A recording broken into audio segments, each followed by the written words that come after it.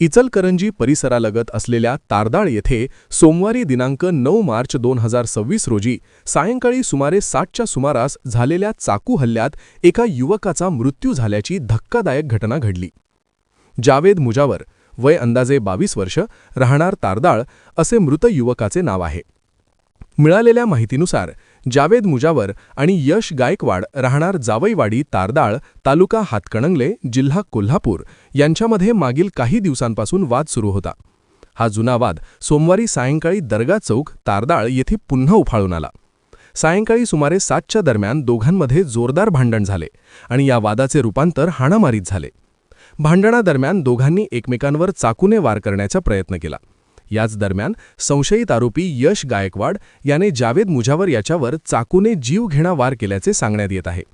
या हल्ल्यात जावेद मुजावर हा गंभीर जखमी झाला. घटनास्थळी उपस्थित असलेल्या नागरिकांनी तातडीने जखमी जावेद मुजावर याला उपचारासाठी हातकणंगले येथील सरकारी रुग्णालयात पाठवले. मात्र रुग्णालयात पोहोचण्यापूर्वीच जावेद मुजावर याचा मृत्यू झाल्याचे वैद्यकीय अधिकाऱ्यांनी सांगितले. दरम्यान घटनेची माहिती मिळताच शहापूर पोलीस ठाण्याचे अधिकारी आणि कर्मचारी तातडीने घटनास्थळी दाखल झाले. पोलिसांनी संशयित आरोपी यश गायकवाड याला ताब्यात घेतले आहे. या घटनेत यश गायकवाड हाही किरकोळ जखमी झाला असून त्याला उपचारासाठी इचलकरंजी येथील IGM रुग्णालयात दाखल करण्यात आले आहे. या घटनेची नोंद सोमवारी रात्री उशिरापर्यंत शहापूर पोलीस ठाणे येथे करण्यात आली. या प्रकरणाचा पुढील तपास शहापूर पोलीस करीत आहेत. MS51 न्यूज करिता सुभान फकीर.